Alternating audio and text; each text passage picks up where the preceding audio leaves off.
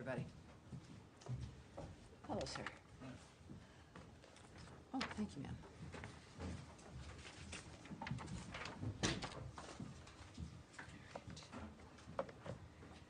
Welcome aboard, everyone. Thank you for being here. I know a few people are doing some hits, so we might have some people coming in. Appreciate, again, you being here. All right, an announcement, I think rather important one for certainly all of you here and everyone watching at home and certainly everyone here at the State Department. Welcome aboard. Today, under President Trump's leadership and at the direction of Secretary Rubio, we are reversing decades of bloat and bureaucracy at the State Department. The Secretary announced a reorganization plan to build an America First State Department to meet the challenges of a new era. He has issued the following statement on the plan, which you can get at State Department DEPT, or how is it, .gov? State.gov. State.gov is where you can get this statement and links to other information on what we're about to discuss. We are facing tremendous challenges across the globe to deliver on President Trump's America First foreign policy. We must make the State Department great again. In its current form, the department is bloated, bureaucratic, and unable to perform its essential diplomatic mission in this new era of great power competition. Over the past 15 years, the department's footprint has had unprecedented growth and costs have soared. But far from seeing a return to investment, taxpayers have seen less effective and less efficient diplomacy. The sprawling bureaucracy created a system more beholden to radical political ideology than advancing America's core national interests. That is why today Secretary Rubio is announcing a comprehensive reorganization plan that will bring the department into the 21st century. This approach will empower the department from the ground up, from the bureaus to the embassies. Region-specific functions will be consolidated to increase functionality, redundant offices will be removed, and non-statutory programs that are misaligned with America's core national interests will cease to exist. Under President Trump's leadership, we have a commander-in-chief committed to putting America and Americans first. As his Secretary of State, Secretary Rubio, announces that he is in fact confident a reformed State Department will meet the moment and help make our country great once again. So the bottom line here is that these sweeping changes will empower our talented diplomats to put America and Americans first. It is also, I will remind, for those of you who are in the bullpen and those watching at home, as I've mentioned before, there's a number of journalists and organizations that are a member of our bullpen. They're people who cover the State Department and work here in the building. And we had a discussion earlier today with some more background on this, that also for State Department personnel, everyone in the building will be receiving, of course, this statement. And there's an opinion piece that is available from the Secretary at the new State Department Substack link. And that is statedept.substack.com. Is that it? Go there, and it will ask if you want to subscribe. You don't have to. You can just click on the title, and you'll get additional commentary from the Secretary in this regard. Also, for everyone in this building, there is additional information. There is a fact sheet. There are frequently asked questions. There's an additional statement from the Deputy Secretary Landau, so you will be able to see that as well. And as a reminder again, because I know there's been a lot of fake news out there, this is a reorganization plan. It is not something where people are being fired today. They're not, no one's going to be walking out of the building. It's not that kind of a dynamic. It is a roadmap. It's a plan. It is something that there's been a congressional notice that has been sent. And so the steps and the procedures that happen through the government are also taking place at this point as well. And at this stage, I will open it up for questions on this issue. Yeah? Yes? Sure. Sean? Thanks. If you don't mind, just obviously lots of questions. Just to make sure we get to it. The Russians said that, are saying that Special Envoy Witkoff is coming back. All right. So we're doing that's a different issue. Let's stick with this. It's interesting. If none of you have any questions about this, yeah. So I mean, questions about this, and then of course I know, Lord knows, there's many other things that are happening as well. All right. Yes, go ahead. Just on the hiring freeze and the way that this affects the folding in of USAID to the State Department, how, given the fact that these people are not considered State Department employees, what opportunities, if any, are going to be given to them to be able to reapply or not for their position? Sure. First of all, the USAID fold in, that in a way is kind of the genesis of this, right? We knew that was going to happen. USAID was going to become a part of the State Department. And in this framework, what you'll see, and it makes, I think, perfect sense, and people seeing this will see that it makes sense, is that instead of this monolithic entity that was, its own object in Washington, D.C., making decisions about aid and where the money would go, the usual experience, and I've experienced this with the Secretary's travels and his conversations with the leaders and also our own embassy and consulate staffs, is that you would have donations or funding for a project that the country itself was not interested in or did not want and had other needs, that the embassy staff or the ambassador was never consulted, that the opinions of the people who are working in the country were not consulted. So they would see money going into a nation, as an example, put in to fund something that was even, in some cases, detrimental to the nation or opposed by an ambassador, and yet there was no input and no action. In this particular kind of reorg, it's about consolidating things, right? Weaving certain offices into other bureaus, making situations smaller, reorganizing it, literally. And in that case, you will see the bureaus, which used to have a lot of power, but had really kind of lost that in a certain way through the giant bureaucracy that became evident through the 70s and 80s and 90s.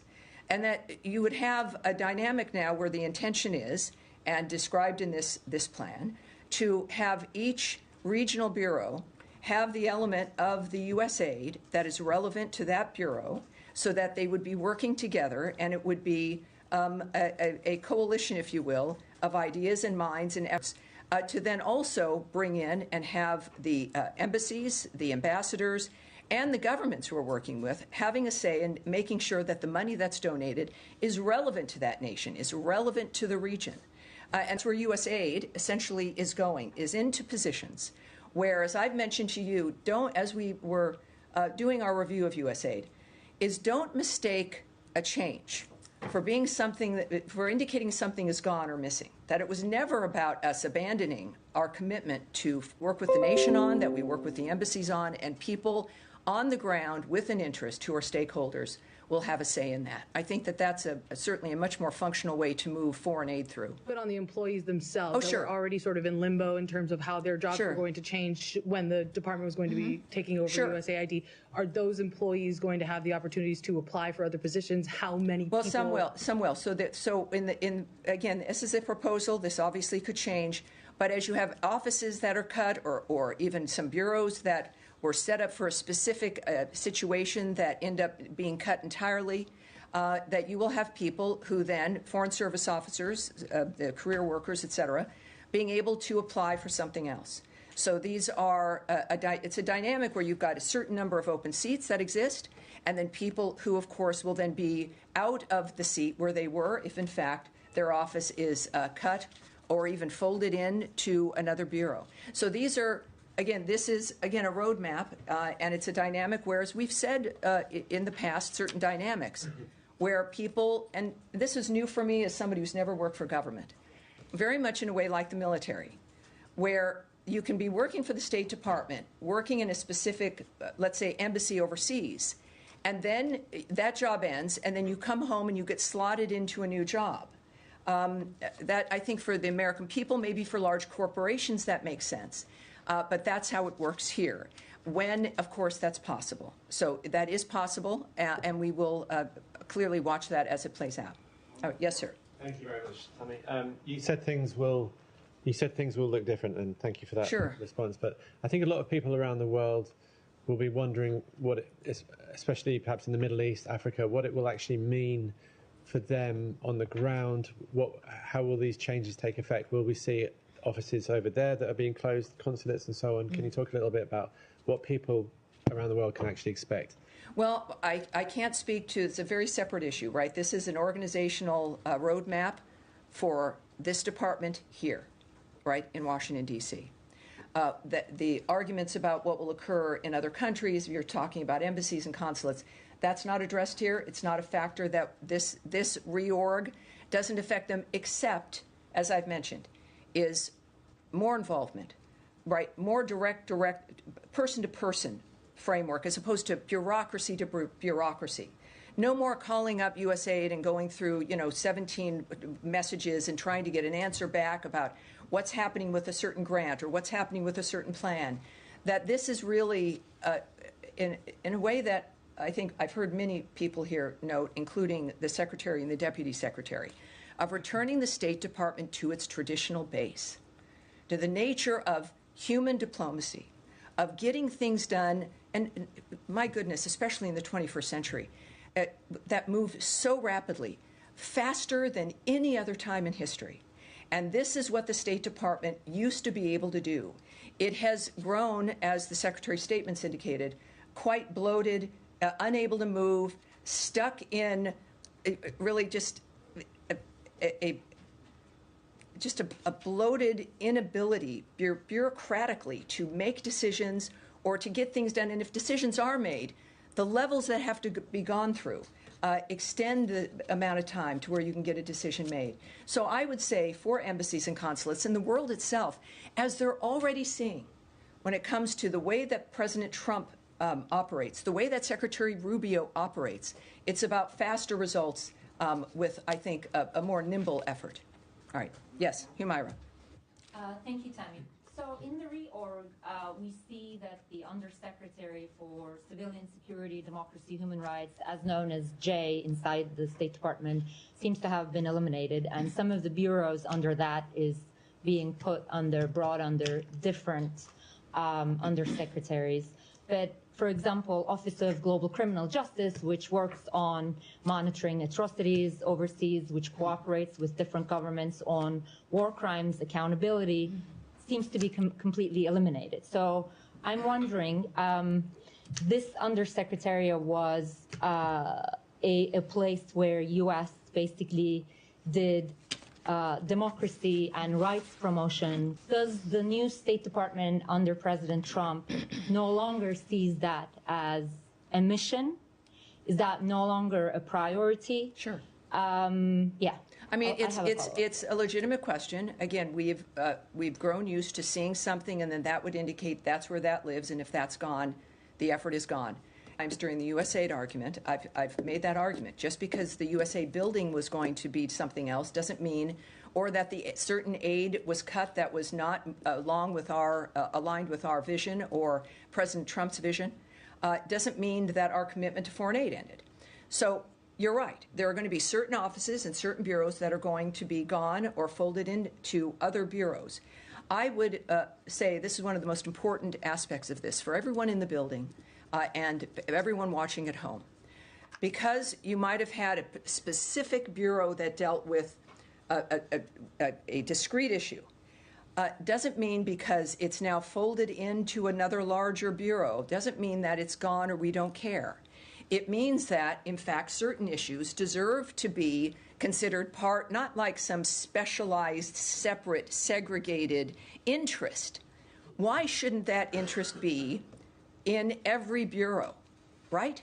If you've got bureaus that, and for people watching at home, as I mentioned, I think in my very first briefing, that the State Department isn't just a bunch of people at a desk looking at the internet and people figuring out what it is they want to say to a world leader. There's bureaus filled with people who care about the country, the State Department, and are experts, researchers, individuals who are committed to a certain region, who understand it, who have also, though, the relationships with people in the countries in that region. And then they inform us. They do the research. They inform me for this briefing. I go onto the screen, and it's every bureau in this building that has what we call lines, which is the information about what's happening on an issue. They tell me what those things are, why it matters, et cetera. So I come here, and a great deal of what I say to you, if not most, is from the body of knowledge from the people who work in this building, who are the Foreign Service officers, the career people, the career people, the civil service officers and workers who are here. So that's how this, it is the government as a whole is people. It is a collection of people who've gathered to further the founders' vision, and who with each election gather to further the vision of the person who leads this government.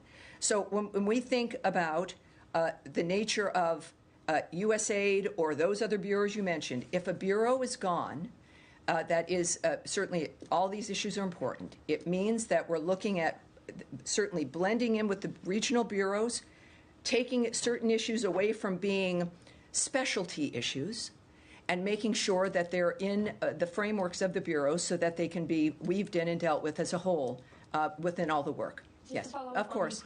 Please. No, next, once we get to this. I do have a follow-up on this too. Okay, then hold it, but I'll make sure I give it to you guys. We're good. You said earlier that you talked about some of the programs and you described them as, the aims of the programs were not in line with the aims of the country. Now, there are countries, like U.S. has made democracy promotion a priority, but that priority actually did not go down well with some of the countries in the world. So if a country, for example, a lot of people would give the example of Hungary, U.S. has funded some independent media organizations in Hungary. If those are in contradiction with Hungary's goals, the U.S. is no longer going to do that. No, it's not. Without, of course, speculating on what we would do in a particular country, the point is that American tax dollars that are sent as aid or to supplement something in another country deserves to be used to reflect the values and the interests of the United States, which, of course, is democracy and freedom around the world. I think it's safe to say that with all of our actions, certainly the Trump administration, we have made it clear that that is our priority. But also making sure that the ambassadors who are also appointed, who are representing this nation in countries and others who work at the consulates, in concert with the nation that we are working with diplomatically, that we have a coalition, if you will, on knowing how that money is being spent and making sure that the stakeholders actually have a say. I think that's fair. Some people would argue that sending money into a country, spending on something that nobody else discussed, like as USAID would do, is unfair, and that the people in the country that we're working with should have a say. Global criminal justice, because Sure. there seems to be a bit of a mixed message, because on the one hand, this is clearly being eliminated from the organisational chart, but when we're pressing you on it, you're saying this is an aggressive shake-up. It will close agency offices, including those launched to further human rights, advance democracy overseas, counter extremism, and prevent war crimes. So it's just a simple question, really: is the investigation and prevention of war crimes overseas still an important piece of work and a priority for the State Department? Democracy is always important, obviously, and again, and I understand the tendency. I understand the tendency. War crimes, again, for me, being here now, we're approaching about 100 days. My deciding to do this is based on this nation's history, and it clearly is committed to the nature of the values of the American people and of this country. And just because, and this is why I think it's difficult to do, you've seen a bureau dedicated just to that, just because it has been folded into a different bureau or is an element underneath a different kind of office, and that particular bureau that was maybe specialized, which could be implemented in a better, more nimble, faster way, especially when we're talking about war crimes and things immediately that are moving on the ground. This is the kind of adjustment and reorganization that makes it better. And this will always be the argument. This will be seen. But it is, of course, those values that you know are American values remain. And while the approach or the bureaus or an office might be called something differently or even eliminated as an office, but is moved through the bureau as a whole, you'll see that the American approach to the world not only remains the same, but will be more obvious, more clear, more dynamic, and more active. Do you know where will that role move to? Because it's very hard to see in the chart for example, on war crimes or global criminal justice, where that will now exist? Well, but again, this is a roadmap. It is a plan. This is something that in this process, and there's a process in this government, where there may be certain things that change. And there'll be a point where we're talking about implementation. So those details, this gives you, I think, a very good idea, transparently for everyone who's watching this, that this is a change. The issue is certainly, sometimes we all know that change is difficult. But in this particular case, it had to happen because of the bulk, because of the unsustainability of the size of the government. And that's why we're doing it. All right. Yes, sir. Thank you, Tammy. Two questions.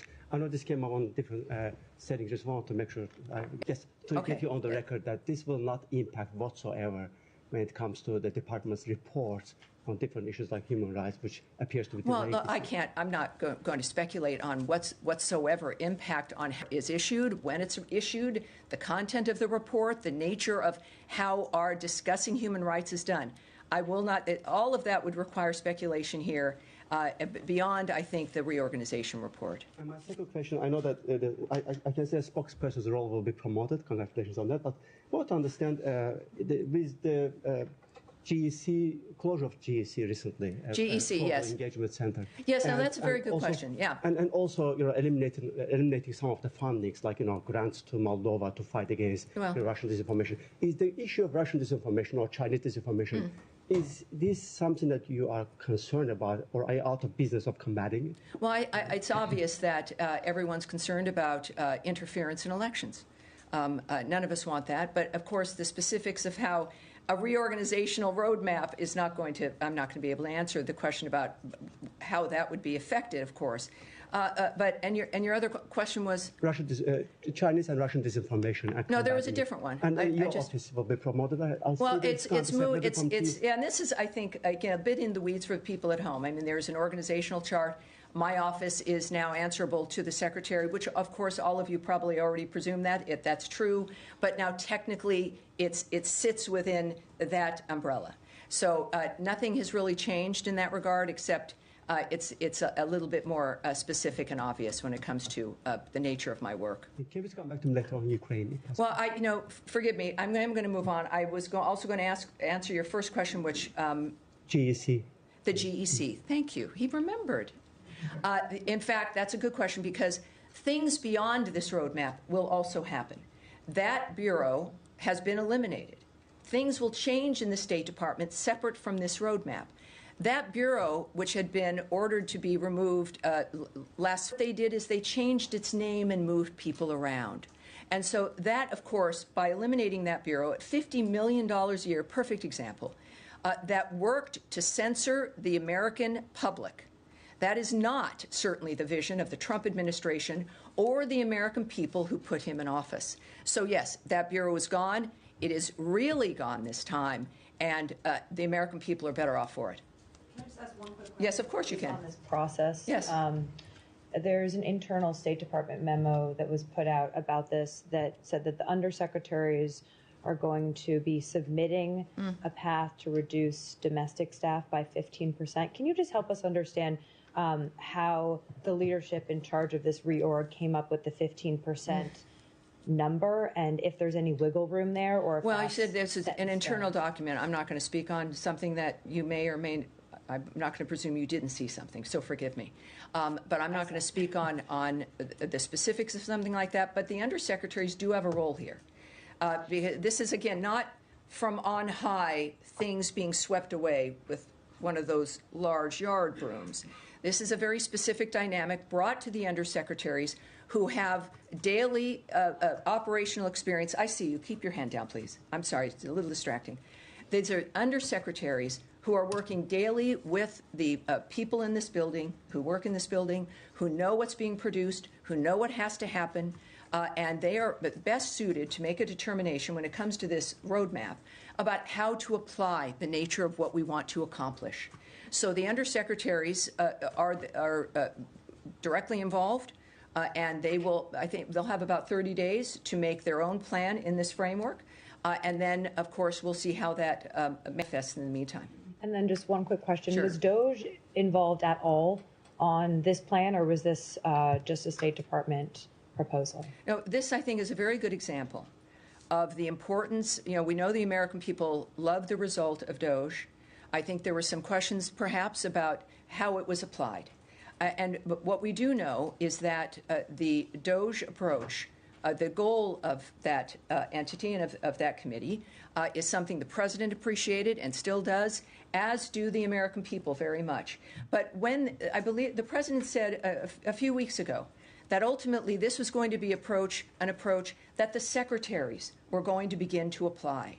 And also that does make sense, because whether it's the secretaries or the undersecretaries or the people running the offices, it is the daily work of individuals committed to the country, making a difference for the world. And the people on the ground working together know best about how this works, what could change, and how it should change. So this is, I think, a very good example of the continuation of that mission and the value of that mission to cut government down to size, get people used to the idea that it can happen without it being a bad thing, and then watching the benefits that flow. So secretaries now in charge of this. Remember, this is from an executive order. This is a whole of government, every department looking at how they can make their department more efficient, less burdensome, less bureaucratic. This is the State Department's version of that. I would say that that DOGE is not in charge of this, but this is the result of what we've learned and the fact that we appreciate results and we want more of those results, and it is now in the hands of the secretaries as well. Mm-hmm. All right. Sean. Can I switch topics? All right. Now, are we done here? So we should switch to some other important topics. We have, as a matter of fact, one of my rules is, of course, our friend Caroline Levitt will be starting in about 10 to 15 minutes. Okay. I've started earlier here because of the nature of the issues, but there are some other issues on our plate. Shall we start with some other ones at this point? Sure. Sean, go ahead. You were first. Sure. Not that I'm not interested in reorganization, but could I ask you, Russia said today that, or Russian state media said that Special Envoy Witkoff will be on his way to Moscow. Is that something you can confirm? And if so, could you explain the natures of his discussions this time? I can't confirm that, no. I cannot. Is it incorrect, or is it I can't speak to that. Okay. Yes, I mean, that is, yeah, that's not something I can speak to. Okay. Could I ask you about the Secretary's schedule? Sure. Just, if I'm not mistaken, you're on Fox earlier this morning, and you mentioned the potential of travel. Sure. Could you just explain his yes. travel schedule? There's normally when we have travel scheduled, you guys get an announcement, and there was no announcement. And I was asked, and I had known that this was possible, and had mentioned it, presuming it would happen. As we know, Secretary Rubio is a busy man. He is one of the most active, if not the most active, Secretary of State I think we've had. And that, of course, affects every day for him. And so when there's certain plans, they're, conditional. And in this particular instance, while the meetings in London are still occurring, he will not be attending. But that is not a statement regarding the meetings. It's a statement about logistical issues in his schedule. Can you confirm who will participate from the U.S.? Well, I do know, yes, that General Kellogg is there. And so he will be having those conversations. So we look forward to hearing back from him about whether or not we've had some success in London. Just briefly for me. I'm sorry? All right. You know what? That is another issue, and I will get back to you in a moment, but we've had several other people who've been waiting to deal with that. But let me, I think that's all I can say to you about London at this point. Just briefly, the Secretary on Friday said that essentially that we're going to see within days whether it's his exact words, whether it's possible to go forward with negotiating an end to the war. Mm-hmm. Is that something that General Kellogg is going to be looking at now? Is this really the time? Well, what we all look to is President Trump's approach. President Trump has expressed optimism about what's possible. And, of course, he has great envoys and a great Secretary of State who's been moving through to determine if that is, in fact, the case. President Trump wants this to be solved diplomatically. Obviously, he does not. And does not believe, like when it comes to certainly Ukraine and Russia, they've said multiple times, both of the Secretary and the President have said that this cannot be won militarily. And so they want diplomacy to work. The Secretary said a few weeks ago at NATO that it was a few weeks where we would determine as we look to Russia based on their actions, not their words. And of course, now a few weeks have gone by and we are in London. And I think it's about what will be reported, which we will know soon. But then that is also the good news about being the Secretary of State, is that he is the one who sees everything, can make the assessment of everything that's on the ground. And of course, in partnership with the President, who is the visionary and the decider, that will make a determination about whether or not peace is possible. Yes, ma'am. Thank you so much, Tammy. The President of Colombia, Gustavo Petro, is claiming that he no longer has a visa to travel to the United States. Can you confirm that report and explain the justification, if he's right or not? Well, I can't do that. Of course, we don't speak about direct individual visa issues. Visa records are confidential for everyone.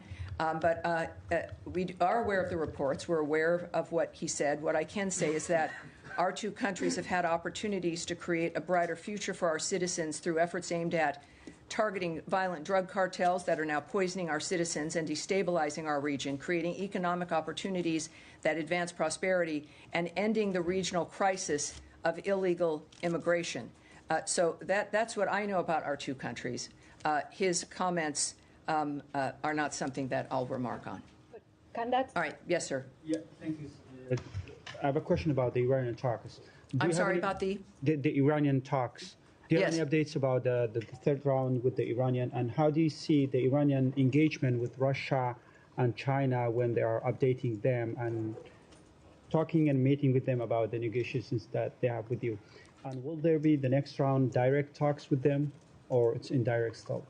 Well, again, these are diplomatic missions. I know I speak often. I have to say no to you when it comes to the questions you ask because you're looking for some details, I understand, about the nature of what may or may not happen in an issue that the world cares about. But if it involves, of course, negotiations, diplomatic considerations, diplomatic conversations here between American leaders, I'm not going to remark on that. As far as what might be next, I have nothing new to report to you at this point. All right. Yes?